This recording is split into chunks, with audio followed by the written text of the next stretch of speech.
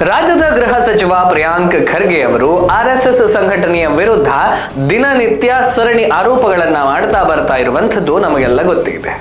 ಅದರಲ್ಲಿ ಒಂದು ಆರೋಪ ಏನು ಅಂದ್ರೆ, ನೋಂದಣಿ ಆಗದೆ ಇರುವಂತಹ ಸಂಘಟನೆಯ ಮುಖ್ಯಸ್ಥರಿಗೆ ಅಂದ್ರೆ ಆರ್ಎಸ್ಎಸ್ ನ ಸರಸಂಘ ಚಾಲಕರಿಗೆ ಕೇಂದ್ರ ಸರ್ಕಾರ Z+ ಶ್ರೇಣಿಯ ಭದ್ರತೆಯನ್ನು ನೀಡ್ತಾ ಇರೋದು ಯಾಕೆ ಅಂತ.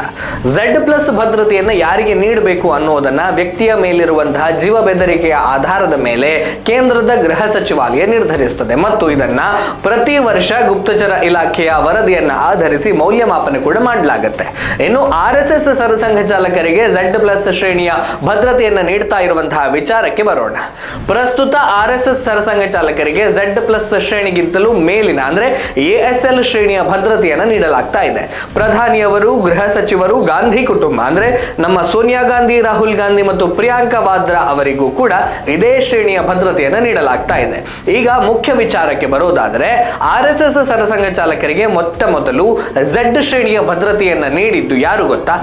ಕಾಂಗ್ರೆಸ್ ನೇತೃತ್ವದ UPA ಸರ್ಕಾರ. 2012ರಲ್ಲಿ ಆಗ ಗೃಹ ಸಚಿವರಾಗಿದ್ದ ಸುಶೀಲ್ ಕುಮಾರ್ ಶಿಂಧೆ ಅವರು ಆರ್ಎಸ್ಎಸ್ ಸರಸಂಘ ಚಾಲಕರಾದ ಮೋಹನ್ ಜಿ ಭಾಗವತ್ ಅವರಿಗೆ Z ಶ್ರೇಣಿಯ ಭದ್ರತೆಯನ್ನು ಒದಗಿಸಿದ್ರು. ಆ ಸಮಯದಲ್ಲಿ ಅವರ ಭದ್ರತೆಯನ್ನ ಮಹಾರಾಷ್ಟ್ರ ಪೊಲೀಸರು ನೋಡಿಕೊಳ್ತಾ ಇದ್ರು.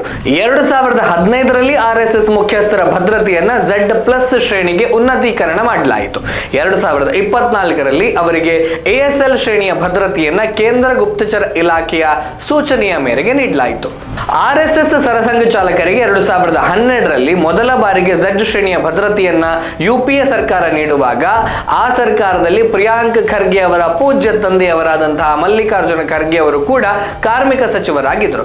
ಆಗ ನೋಂದಣಿ ಆಗದ ಸಂಸ್ಥೆಯೊಂದರ ಮುಖ್ಯಸ್ಥರಿಗೆ Z ಶ್ರೇಣಿಯ ಭದ್ರತೆಯನ್ನ ಯಾಕೆ ನೀಡ್ತಾ ಇದ್ದೀರಾ ಅಂತ ಮಲ್ಲಿಕಾರ್ಜುನ ಖರ್ಗೆ ಅವರಿಗೆ ಪ್ರಶ್ನೆ ಮಾಡುವ ಅವಕಾಶ ಇತ್ತು.